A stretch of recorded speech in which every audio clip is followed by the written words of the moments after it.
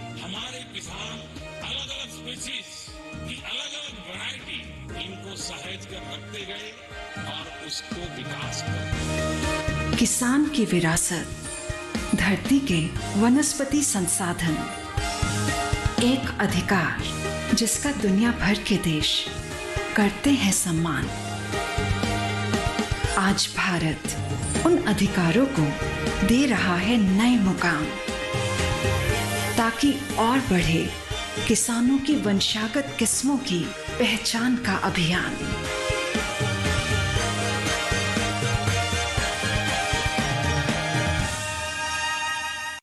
नमस्कार किसान भाइयों बहनों, दूरदर्शन किसान की खास पेशकश कृषि दर्शन में स्वागत आप सभी का। मैं हूं आपके साथ आदित्य शर्मा।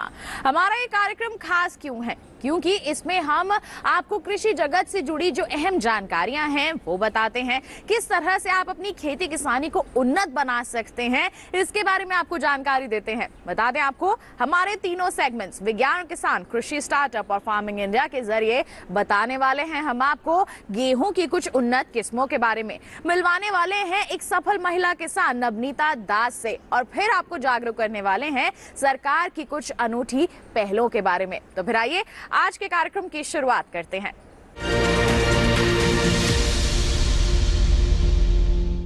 आइए किसान भाइयों बहनों, नजर डालते हैं सेगमेंट विज्ञान और किसान पर।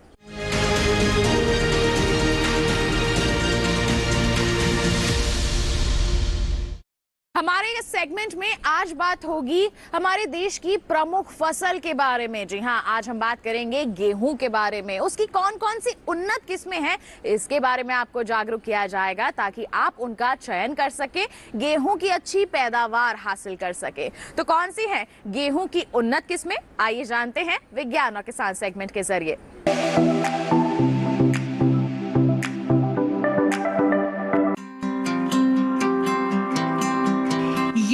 गेहूं की 5 उन्नत किस्में। DBW 222 गेहूं की बेहतरीन वैरायटी है। इसे करण नरेंद्र भी कहा जाता है।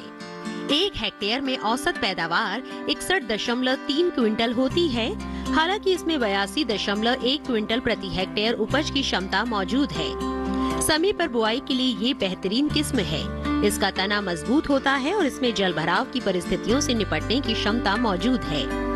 143 दिन में पककर तैयार होने वाली करण नरेंद्र पर पीला सड़न और पत्ती सड़न रोग का भी असर नहीं होता। करनाल बंट और लूज स्मट के खिलाफ भी इसमें जबरदस्त प्रतिरोधक क्षमता पाई जाती है। DBW 222 गेहूं के आटे से बहुत अच्छी चपाती बनती है। ब्रेड और बिस्कुट भी अच्छी क्वालिटी के बनते हैं। सिंचित अवस्था में इसे पंजाब, हरियाणा, दिल्ली, पश्चिमी उत्तर प्रदेश और राजस्थान के अलावा कठुआ और जम्मू जिलों की जलवायु को ध्यान में रखकर तैयार किया गया है। लेकिन राजस्थान के उदयपुर और कोटा संभागों के अलावा उत्तर प्रदेश के झांसी में इसे बोना ठीक नहीं। हिमाचल प्रदेश के ऊना जिले और पाउंटा घाटी के लिए भी ये बेहतर किस्म है। इसी तरह उत्तराखंड के तराई क्षेत्र में रहने वाले किसान भी DBW 222 बो सकते हैं। DBW 187 NWPZ भी सिंचित अवस्था में समय पर बोई जाने वाली किस्म है। इसे करण वंदना के नाम से भी जाना जाता है। इसे भी उन्हीं इलाकों में बोया जा सकता है जिनमें करण नरेंद्र को बोया जाता है। 148 दिनों में पककर तैयार होने वाली ये किस्म 61 से 96 क्विंटल प्रति हेक्टेयर की पैदावार देती है। इसमें पीला सड़न, पत्ती सड़न और झुलसा रोग से बचने की क्षमता है। करनाल बंट और लूट स्मट के प्रति भी कुछ प्रतिरोधक क्षमता इसमें पाई जाती है। DBW 187 NEPZ को भी करण वंदना का ही दूसरा रूप है। सिर्फ 120 दिन में पकने वाली ये किस्म 1 हेक्टेयर में 49 से 65 क्विंटल तक की पैदावार दे सकती है। समय पर बोने के लिए ये भी उन्नत किस्म है। इसे उत्तर प्रदेश, बिहार, झारखंड और पश्चिम बंगाल में बोया जा सकता है। इसके अलावा पूर्वोत्तर के उत्तरी इलाकों में भी इसे लगा सकते हैं। इसमें प्रोटीन की उच्च मात्रा यानी 11.6% पाई जाती है। DBW 252 यानी करण श्रिया को सिर्फ 1 सिंचाई की जरूरत होती है। 127 दिन में पकने वाली इस किस्म में सूखे जैसी परिस्थिति को सहन करने की क्षमता है। इसमें झुलसा, पत्ती सड़न और करनाल बंट जैसी बीमारियों से भी सुरक्षा के गुण मौजूद है। पोषण से भरपूर इस किस्म से अच्छे प्रसंस्कृत उत्पाद बनते हैं। बल्कि इसे इजाद ही वाणिज्यिक उपज के लिए किया गया है। पूर्वी उत्तर प्रदेश, बिहार, झारखंड, पश्चिम बंगाल और पूर्वोत्तर के मैदानी इलाकों में इसे बोए जाने की सलाह दी जाती है। उपज थोड़ी कम 36.7 हेक्टेयर से 55.6 हेक्टेयर के बीच है। DDW 47 में भारी मात्रा में येलो पिगमेंट यानी पीला वर्णक पाया जाता है। यही वजह है कि ये पास्ता बनाने के लिए उत्तम वैरायटी है। इसमें प्रोटीन की मात्रा 12.69% है, जो किसी भी दूसरी किस्म से कहीं ज्यादा है। ये 74 क्विंटल प्रति हेक्टेयर तक पैदावार दे सकती है और इसे मध्य भारत में सिंचित अवस्था में उगाना बेहतर रहता है। ये था सेगमेंट विज्ञान और किसान। इसी के साथ बता दें कार्यक्रम में वक्त हो चला है एक छोटे से ब्रेक का। आप कहीं मत जाइए, बने रहिए दूरदर्शन किसान पर, देखते रहिए कार्यक्रम कृषि दर्शन।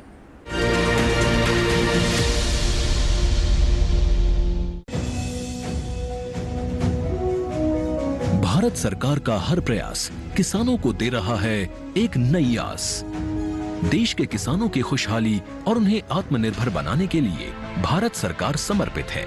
प्रधानमंत्री श्री नरेंद्र मोदी जी के नेतृत्व में कृषि क्षेत्र में किए गए निरंतर प्रयासों के फलस्वरूप देश खाद्यान्न व बागवानी के क्षेत्र में आत्मनिर्भर हो चुका है और देश में दलहन का उत्पादन भी बढ़ा है। इसी तरह भारत सरकार ने खाद्य तेलों के उत्पादन को बढ़ाने के भी अनेक प्रयास किए हैं। इसी क्रम को आगे बढ़ाते हुए माननीय प्रधानमंत्री श्री नरेंद्र मोदी जी के नेतृत्व में भारत सरकार ने दूरदर्शी निर्णय लेते हुए राष्ट्रीय खाद्य तेल मिशन ऑयल पाम की शुरुआत की है। इस मिशन से देश भर के किसानों को बहुत लाभ मिलेगा। कृषि के पूंजी निवेश में वृद्धि होगी, खाद्य तेल आयात पर देश की निर्भरता कम होगी और रोजगार के नए अवसर पैदा होंगे। खाने के तेल में आत्मनिर्भरता के लिए अब राष्ट्रीय खाद्य तेल मिशन ऑयल पाम का संकल्प लिया गया है। इससे किसानों को तो सीधा लाभ होगा ही, गरीब और मध्यम वर्ग के परिवारों को सस्ता और अच्छी क्वालिटी का तेल भी मिलेगा। यही नहीं, ये मिशन बड़े स्तर पर रोजगार का निर्माण करेगा। इस मिशन के अंतर्गत ऑयल पाम का रकबा और पैदावार बढ़ाने पर जोर देने के लिए सरकार ने 11,000 करोड़ रुपए से अधिक की सहायता राशि निर्धारित की है। मिशन के तहत सरकार ने ऑयल पाम की खेती के लिए रोपण आदि की सहायता में बढ़ोतरी करते हुए पहले मिलने वाले 12,000 रुपए प्रति हेक्टेयर को बढ़ाकर 29,000 रुपए प्रति हेक्टेयर तक कर दिया है। ऑयल पाम के पुराने बागों के पुनरुद्धार के लिए 250 रुपए प्रति पौधा के हिसाब से विशेष सहायता दी जा रही है। पौधारोपण सामग्री की कमी दूर करने और बीजों की पैदावार करने वाले बागों को भी सहायता दी जाएगी। इसके तहत 15 हेक्टेयर ऑयल पाम उद्यान के लिए 80 लाख रुपए तक की सहायता राशि दी जाएगी। इसके अलावा नर्सरी विकास के लिए 40 लाख रुपए तक तय किए गए हैं। पूर्वोत्तर और अंडमान राज्यों के लिए विशेष सहायता का भी प्रावधान है। ऑयल पाम के किसान ताजे फलों के गुच्छे यानी FFB का उत्पादन करते हैं, जिनकी वर्तमान में कीमतें अंतर्राष्ट्रीय मूल्यों में उतार चढ़ाव के आधार पर तय होती हैं। पहली बार केंद्र सरकार ताजे फलों के गुच्छे की कीमत के लिए किसानों को आश्वासन दे रही है। ये व्यवहार्यता मूल्य यानी VP कहलाएगा, यानी किसानों को कोई घाटा नहीं होने दिया जाएगा। व्यवहार्यता मूल्य VP तय करने की शुरुआत 1 नवंबर से होगी और अगले वर्ष 31 अक्टूबर तक जारी रहेगी। इसे ऑयल पाम वर्ष कहा जाएगा। इस योजना के तहत वर्ष 2025-26 तक ऑयल पाम का रकबा 6.5 लाख हेक्टेयर सृजित करने और कच्चे ऑयल पाम की पैदावार वर्ष 2025-26 तक 11.20 लाख टन पहुंचाने का लक्ष्य निर्धारित किया गया है। सरकार के इस महत्वपूर्ण निर्णय से देश में ऑयल पाम की खेती करने वाले किसानों में विश्वास पैदा होगा और वे खेती का रकबा बढ़ाएंगे। इस तरह पाम ऑयल का उत्पादन भी बढ़ेगा, जिससे किसानों की आय बढ़ेगी और ग्रामीण अर्थव्यवस्था भी सुदृढ़ होगी।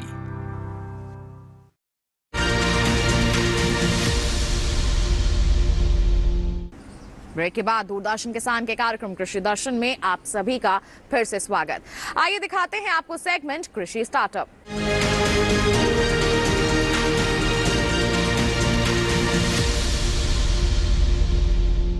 किसान भाइयों बहनों, आज के हमारे सेगमेंट में ले चलेंगे हम आपको पूर्वोत्तर क्षेत्र में। वहां के असम में रहने वाली नवनीता दास से आपकी मुलाकात करवाएंगे। बता दें आपको, जैविक खेती को अपनाए हुए हैं ये। अच्छा मुनाफा तो कमा ही रही हैं, साथ ही साथ अन्य किसानों को भी प्रेरित कर रही हैं। तो आइए इनसे मुलाकात करते हैं, जानते हैं इनकी सफलता की दास्तान।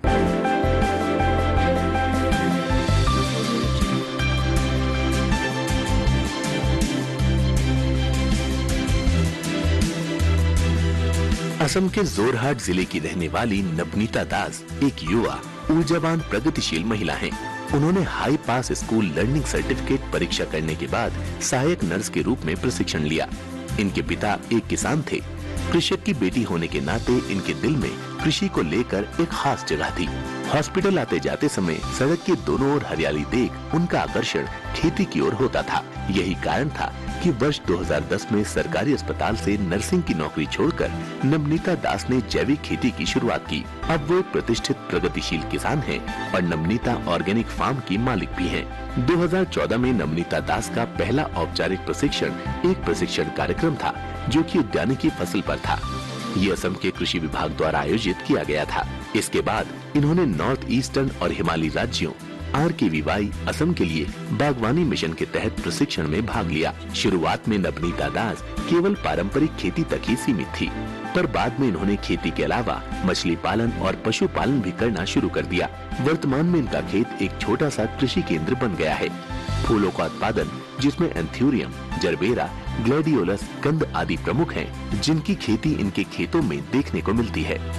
धान की खेती के साथ ही विभिन्न प्रकार की दलहनी फसलें, तिलहन, फल और सब्जियों की खेती भी इनके खेतों में शामिल है। इनके अलावा विभिन्न नस्लों की मुर्गियों, इंद्रधनुष, रोस्टर, बोनरोजा, कड़कनाथ, तुर्की, गनिया फाउल, कबूतर बत्तख की भारतीय और विदेशी नस्ल को भी इन्होंने शामिल किया है। कृषि के क्षेत्र में नवनीता दास को उत्कृष्ट योगदान के लिए कई पुरस्कारों से सम्मानित किया गया है। कृषि के क्षेत्र में भारत के कृषि उपराष्ट्रपति द्वारा 2018 में असम कृषि विश्वविद्यालय जोरहाट में इन्हें पुरस्कृत किया गया है। भारतीय परिषद द्वारा अभिनव चावल किसान पुरस्कार 2018 में कृषि अनुसंधान पटना में इन्हें सम्मान मिला। इसके अलावा महिला दिवस के अवसर पर दिल्ली में इन्हें 2018 में प्रगतिशील महिला किसान का पुरस्कार भी मिल चुका है। नवनीता दास ने अपने दम पर कृषि के क्षेत्र में अनेक कार्य किए हैं। साथ ही इन्होंने आने वाले नवयुवकों के लिए प्रोत्साहन का काम किया है। उनके खेत की खूबसूरती को देखने के लिए कई युवा कृषक उनके खेत पर जाते हैं। साथ ही उनके सराहनीय काम को देख वो भी उनके नक्शे कदम पर कृषि को अपनाकर अपना भविष्य बनाने के लिए अग्रसर हो रहे हैं। ये था सेगमेंट कृषि स्टार्टअप। बता दें इसी के साथ कार्यक्रम में वक्त हो चला है एक और छोटे से ब्रेक का। कहीं मत जाइए, हम जल्द ही हाजिर होंगे। बने रहिए दूरदर्शन किसान पर, देखते रहिए कार्यक्रम कृषि दर्शन।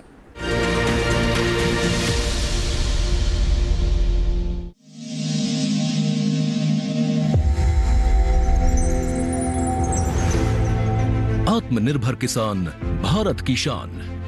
उत्पादन में आत्मनिर्भर होने के साथ साथ फसल की कटाई के उपरांत उपज की हानि को रोकने, ग्रामीण क्षेत्रों में रोजगार सृजन करने और बीज से बाजार तक के विजन को मजबूती देने के उद्देश्य से 1 वर्ष पूर्व माननीय प्रधानमंत्री श्री नरेंद्र मोदी जी ने एक महत्वाकांक्षी केंद्रीय योजना एग्रीकल्चर इंफ्रास्ट्रक्चर फंड की शुरुआत की। इस आधुनिक इंफ्रास्ट्रक्चर से कृषि आधारित उद्योग लगाने में एक बहुत बड़ा बदलाव आएगा और बहुत बड़ी गति आएगी। साथियों, अब हम उस स्थिति की तरफ बढ़ रहे हैं जहां गांव के कृषि उद्योगों से फूड आधारित उत्पाद शहर जाएंगे और यही तो आत्मनिर्भर भारत अभियान का संकल्प है। एग्रीकल्चर इंफ्रास्ट्रक्चर फंड से पात्र लाभार्थी गोदामों का निर्माण कर सकते हैं। छटाई या ग्रेडिंग इकाई, पैकिंग हाउस, सप्लाई चेन और कोल्ड चेन जैसी सुविधाएं या फिर प्राथमिक कृषि प्रसंस्करण केंद्र की स्थापना कर सकते हैं। इस योजना के तहत पात्र लाभार्थियों को 2 करोड़ रुपए तक के ऋण पर अधिकतम 7 वर्ष के लिए ब्याज में 3% तक की छूट दी जा रही है। ऋण पुनर्भुगतान के लिए 6 महीने से 2 वर्ष तक मोरेटोरियम की सुविधा भी उपलब्ध है। इस योजना ने अब तक सफलता की कई मिसालें कायम की हैं, जैसे कि मध्य प्रदेश के लाभार्थी श्री विपिन त्रिपाठी ने एग्रीकल्चर वेस्ट से बायोफ्यूल बनाने का इनोवेटिव प्राइमरी प्रोसेसिंग सेंटर लगाया है। लोन मिलने की वजह से हम समय पर सारी मशीनों का प्रोक्योरमेंट और सारा सिविल वर्क टाइम पे करवा पाए, जिससे ये प्रोजेक्ट को लगाना संभव हो पाया। राजस्थान के लाभार्थी श्री यशवर्धन मुंद्रा ने सॉर्टिंग एंड ग्रेडिंग यूनिट लगाकर रोजगार के अवसर पैदा किए हैं। कर्नाटक की महिला उद्यमी श्रीमती ममता वी ने प्राइमरी प्रोसेसिंग सेंटर लगाकर प्रगति की नई राह चुनी है। ಸಣ್ಣ ಪುಟ್ಟ ಉದ್ಯಮಿಗಳನ್ನ ಮತ್ತಷ್ಟು ಅಗ್ರಿಕಲ್ಚರಲ್ಲಿ ಹೆಚ್ಚು ನಾವು ಇನ್ನಷ್ಟು ಸಾಧನೆ ಮಾಡಲಿಕ್ಕೆ ಕಾರಣಕಾರಕವಾದಂತ ಈ ಅಗ್ರಿಕಲ್ಚರಲ್ ಇನ್ಫ್ರಾಸ್ಟ್ರಕ್ಚರ್ ಫಂಡ್ ಇಂದ ನಮ್ಮ ಇನ್ನಷ್ಟು ಯೋಜನೆಗಳು ಆಯೋಜನೆಗಳು ಉತ್ತಮಗೊಂಡಿದೆ।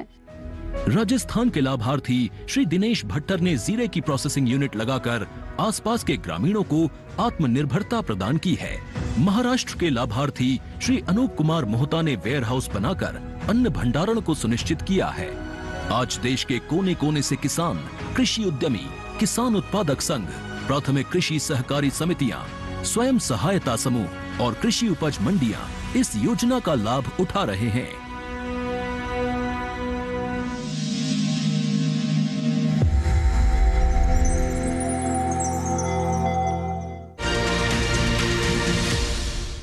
ब्रेक के बाद दूरदर्शन किसान के कार्यक्रम कृषि दर्शन में आप सभी का फिर से स्वागत। आइए अब आपको दिखा देते हैं हमारा सेगमेंट फार्मिंग इंडिया।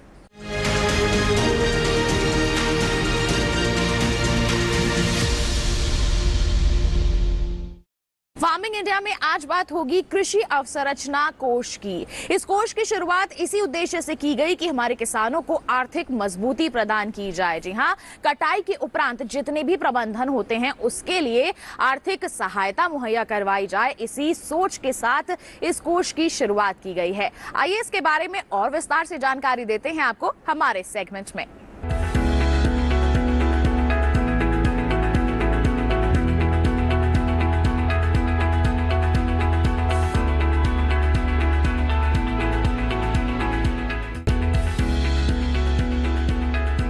कृषि अवसंरचना कोष केंद्र सरकार द्वारा किसानों के हित के लिए बनाई गई एक योजना है। इस योजना के तहत किसानों को फसल कटाई के बाद कृषि अवसंरचना प्रबंधन और सामुदायिक कृषि परिसंपत्तियों से संबंधित परियोजनाओं में निवेश के लिए माध्यम और दीर्घकालिक ऋण की सुविधा उपलब्ध कराई जाती है। सरकार द्वारा शुरू की गई इस योजना के माध्यम से किसान फसल की कटाई के बाद उसकी सही कीमत मिलने तक उसे सुरक्षित रख सकेंगे। इस योजना के माध्यम से किसानों को आधुनिक तकनीकों को अपनाने के लिए प्रोत्साहित करना भी लक्ष्य रखा गया है। इस योजना की विशेषताओं की बात करें तो फसलों की कटाई के बाद अनाज के प्रबंधन हेतु अवसंरचना का विकास करना, उपज बढ़ाने के लिए सामुदायिक कृषि परिसंपत्तियों के लिए धन उपलब्ध करना, लिए गए ऋण पर सब्सिडी और बैंक गारंटी के माध्यम से किसानों और कृषि क्षेत्र से जुड़े उद्यमों को निवेश बढ़ाने और आधुनिक तकनीकों को अपनाने के लिए प्रोत्साहित करना प्रमुख है। इस योजना का उद्देश्य कृषि क्षेत्र में आधारित तंत्र को मजबूत करना है, जिससे देश के बड़े बाजारों तक किसानों की पहुंच सुनिश्चित की जा सके और साथ ही नवीन तकनीकों के माध्यम से फाइटोसैनिटिक मानदंडों को पूरा करते हुए अंतर्राष्ट्रीय बाजारों तक भारतीय किसानों की पहुंच बढ़ाई जा सके। कृषि अवसंरचना कोष के तहत 1 लाख करोड़ रुपए की वित्त पोषण की सुविधा दी गई है। इस योजना के तहत ऋण पर ब्याज में 3% की छूट प्रदान की जाएगी। साथ ही ऋण जारी करने वाली संस्था को 2 करोड़ रुपए तक के ऋण पर बैंक गारंटी सरकार द्वारा दी गई है। इस योजना की अवधि वित्तीय वर्ष 2020 से 2029 यानी 10 वर्ष तक निर्धारित की गई है। इस योजना का लाभ प्राप्त करने के लिए प्राथमिक कृषि साख समितियां, विपणन सहकारी समितियां, किसान उत्पादक संगठन, स्वयं सहायता समूह, संयुक्त देयता समूह, बहुउद्देशीय सहकारी समितियां, कृषि उद्यमियों, स्टार्टअप, एग्रीगेशन इंफ्रास्ट्रक्चर प्रोवाइडर्स पात्र हैं। ये ऋण 4 वर्षों में वितरित करने का लक्ष्य है। कृषि अवसंरचना कोष का प्रबंधन और निगरानी ऑनलाइन प्रबंधन सूचना प्रणाली प्लेटफॉर्म के माध्यम से की जा रही है। ये प्लेटफॉर्म सभी योग्य संस्थाओं को ऋण के लिए आवेदन करने में सुविधा प्रदान कर रहा है। इच्छुक व्यक्ति या संस्थान पोर्टल के माध्यम से ऋण के लिए आवेदन से पहले अलग अलग बैंकों द्वारा प्रस्तावित ऋण दरों के बीच तुलना करके बेहतर निर्णय ले सकते हैं। ये प्लेटफॉर्म कई बैंकों द्वारा दी जाने वाली ब्याज दरों में पारदर्शिता, ब्याज अनुदान और क्रेडिट गारंटी सहित योजना विवरण, न्यूनतम दस्तावेज, अनुमोदन की प्रक्रिया के साथ साथ अन्य योजना लाभों के साथ एकीकरण जैसे लाभ भी प्रदान किए जा रहे हैं। बात होगी मृदा स्वास्थ्य कार्ड योजना की। जी हाँ, एक ऐसी योजना जो आपकी खेत की मिट्टी के स्वास्थ्य को बयान करती है। जी हाँ, इसके अंतर्गत एक कार्ड बनाया जाता है, उसमें पूरा ब्यौरा दिया जाता है कि आपकी मिट्टी में किस पोषक तत्व की कमी है, और ये सब होता है परीक्षण के बाद। तो किस तरह से परीक्षण किया जाता है, नमूना लेने का क्या है सही तरीका, बताते हैं आपको सेगमेंट फार्मिंग इंडिया में।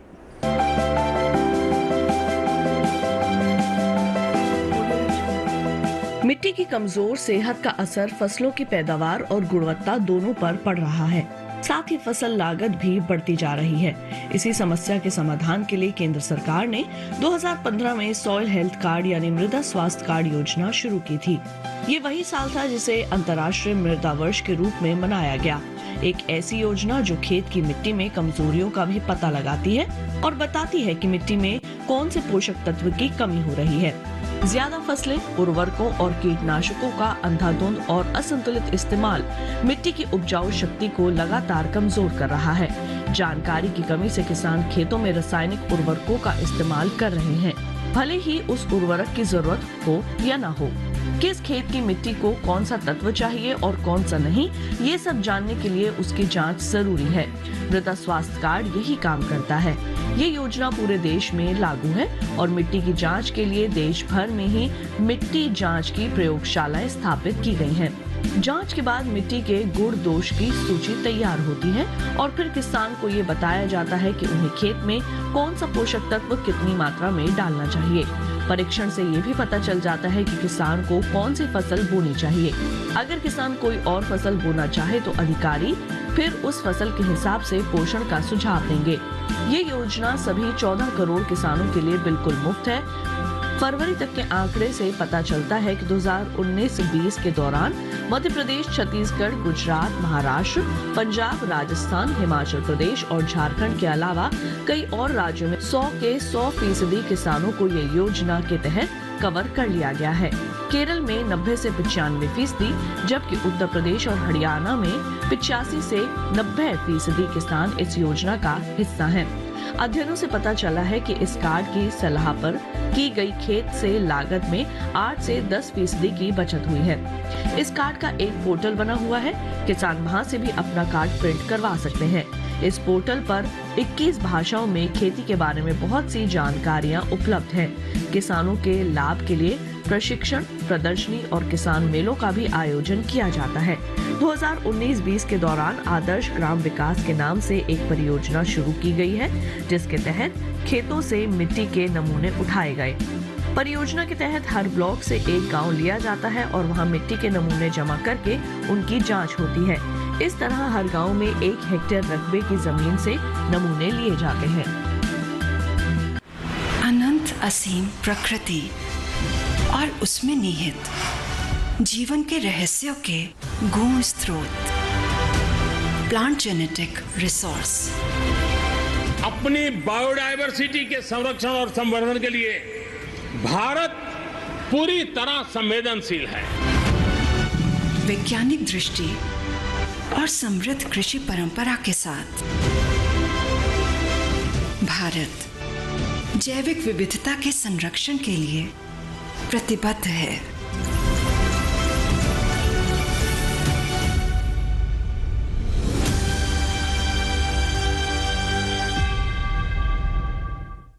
तो ये था सेगमेंट फार्मिंग इंडिया। इसी के साथ बता दें आज के अंक में बस इतना ही। उम्मीद है जितनी भी जानकारियां आज के कार्यक्रम के माध्यम से हमने आप तक पहुंचाई हैं वो सभी आपके लिए लाभकारी साबित हुई होंगी। इसी के साथ बता दें आपको कि आप हमारा ये कार्यक्रम दोबारा देख सकते हैं। जी हाँ, टीवी स्क्रीन पर दिखाए जा रहे इस QR कोड को करना होगा आपको स्कैन, सीधा पहुंच जाएंगे आप हमारे YouTube चैनल पर। साथ ही बता दें हमारे कार्यक्रम के लिए कोई सवाल है या फिर कोई सुझाव है तो ईमेल कीजिए हमें। ईमेल ID है krishiddarshan@gmail.com। आप हमें पत्र भी लिख सकते हैं। पता है हमारा कृषि दर्शन, कमरा नंबर 58, CPC दूरदर्शन, खेलगांव, नई दिल्ली 110049। तो इसी के साथ आज के लिए इतना ही। अगले अंक में फिर होंगे हाजिर, तब तक के लिए दीजिए इजाजत, लेकिन आप बने रहिए दूरदर्शन किसान पर। नमस्कार।